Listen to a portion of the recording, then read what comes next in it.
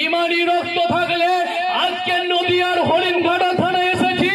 আজকে রাত কলকাতাতে আপনার রাজারহাটের চৌমাথাতে গিয়ে বক্তব্য রাখবো।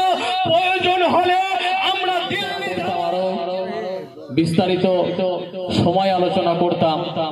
আমি আমার ভাইজানকে, আমার আরমান সাহেবকে, ভাইজানকে বলেছিলাম আজকে আমার আর একটা প্রোগ্রাম আছে রাজারহাট চৌমাথাতে কয়েক হাজার মানুষকে নিয়ে। তো যার কারণে দীর্ঘ সময় আমি আলোচনা হয়তো থাকতে পারবো না, দুঃখিত, ক্ষমার নজরে দেখবেন। আমি আপনাদের কাছে দু একটা কথা আলোচনা করব।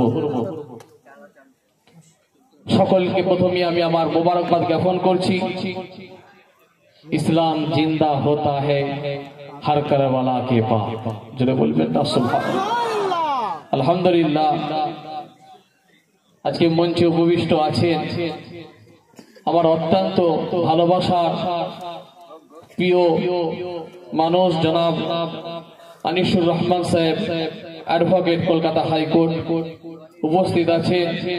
আলহামদুলিল্লাহ, ইমাম মুয়াজ্জিন আব্দুল আজিজ সাহেব, সম্পাদক নদিয়া জেলার ইমাম কমিটি।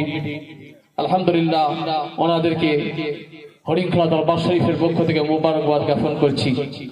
আজকে ডাকা হয়েছে হরিণঘাটা ব্লক ইমাম কমিটির পক্ষ থেকে এই সমাবেশ ডাকা হয়েছে।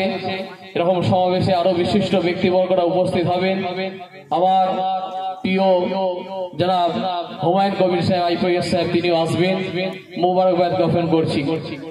আমি এখানে আসার আগে রাস্তায় একটু সময় দেরি হয়েছিল, ভবানীপুর মসজিদে এখানে এসে জুম্মার নামাজ পড়লাম। ইমাম সাহেবের সঙ্গে বেশ কিছু সময় আলোচনা করলাম। আমার ভবানীপুর থেকে আমার ভাইরা র্যালি করে নিয়ে আসলেন। আমি আপনাদের সকলকে জানাই রাসূলুল্লাহকে ভালোবেসে আজকের এই মাহফিল কায়েম হয়েছে, তাই তো নাকি? বিশ্ব নবী, বিশ্ব রাসূলকে কোন নবী? যিনি হলেন নবী দিগের নেতা, রাসূল দিগের বাদশা, সরকারে কায়নাত, last of prophet, last of the farmer. তিনি হলেন জগতের শেষ নবী, জগতের বিশ্ব নবী। জোরে বলেন না সুবহানাল্লাহ। যে নবীকে সৃষ্টি না করলে अल्लाह पाक কিছুই সৃষ্টি করতেন না। मोहम्मद सल्लल्लाहु अलैहि वसल्लम भी पैदा नहीं होता तो कुछ भी नहीं होता। जमीन से पहले, आसमान से पहले, चांद से पहले, सितारों से पहले, काबा से पहले, मक्का से पहले, मदीना से पहले, सबसे पहले जो पैदा हुआ वह मोहम्मद रसूलुल्लाह नूर भी पैदा हुआ।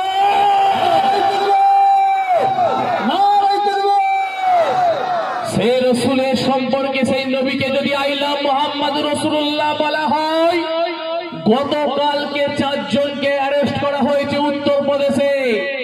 গতকালকের খবর বলছি, গতকালকেও 4 জনকে অ্যারেস্ট করা হয়েছে। দিকে দিকে পশ্চিম বাংলার কোনায় কোনায় বেরিয়ে বেড়ায়। আমি এনায়েতুল্লাহ হুসাইনি কদিন আগে মেদিনীপুর, পশ্চিম মেদিনীপুরে 10,000 মানুষকে নিয়ে রাস্তায় নেমেছিলাম। আমি প্রতিবাদে সেটাই জানিয়ে দিয়েছি। আমার প্রশাসন ভাইদের সকলের সহযোগিতায় গণতান্ত্রিক প্রক্রিয়াতে জানিয়ে দিয়েছি রাসূলুল্লাহর মহব্বত ছাড়বো না। কিঞ্চিত পরিমাণ যদি ইমানি রক্ত থাকে সমস্ত রক্ত ঢেলে দেবো, কিন্তু রাসূলুল্লাহ প্রেমিক ছাড়বো না। নবীর প্রেমিক আমরা, রাসূলুল্লাহর প্রেমিক আমরা। নবীকে ভালোবাসি আমরা, জীবন দিয়ে ভালোবাসি। রাসূলুল্লাহকে জীবন দিয়ে ভালোবাসে। নবীর বিরুদ্ধে কথা বলতে গিয়ে ইহুদি নবীর হাতে হাতে ইমানের মুসলমান হয়েছে। নবীর বিরুদ্ধে কথা বলতে গিয়ে রাসূলুল্লাহর কাছে ইমান এনেছে। নবীর বিরুদ্ধে কথা বলতে গিয়ে রাসূলুল্লাহর প্রেমে পড়ে গেছে। সেই হিসাবে আমার হিন্দু ভাই, তিনি আমার একটা বই লিখেছে। সেই বইয়ের নাম হলো প্রিয়তম মোহাম্মদ, লেখক হলেন শিশির দাস। কথা বুঝতে পারছেন? কি নবীকে ভালোবাসে, কি রাসূলকে আপনি ভালোবাসে, কি নবীকে আপনি প্যার করেন। তিনি নবীকে এতটাই ভালোবাসেন, প্যার করেন, তিনি বই লিখেছেন প্রিয়তম মোহাম্মদ। শুধু মোহাম্মদ নয়, প্রিয়তম মোহাম্মদ, লেখক হলেন শিশির দাস। আমার অত্যন্ত দুঃখ লাগে, অত্যন্ত কষ্ট লাগে, বেদনার সঙ্গে কথা বলছি আপনাদের কাছে। আজকে সমাজে লাঞ্ছিত হচ্ছে, আজকে সমাজে বঞ্চিত হচ্ছে। কিছু ইমাম ভাইরা তারা লাঞ্ছিত বঞ্চিত হচ্ছে, তিনাদেরকে কষ্ট দেওয়া হচ্ছে, তিনাদের উপরে অত্যাচার জুলুম করা হচ্ছে। আমার ইমাম ভাইদেরকে পয়সা দিতে গেলে গায়ে লাগে। ইমাম সাহেব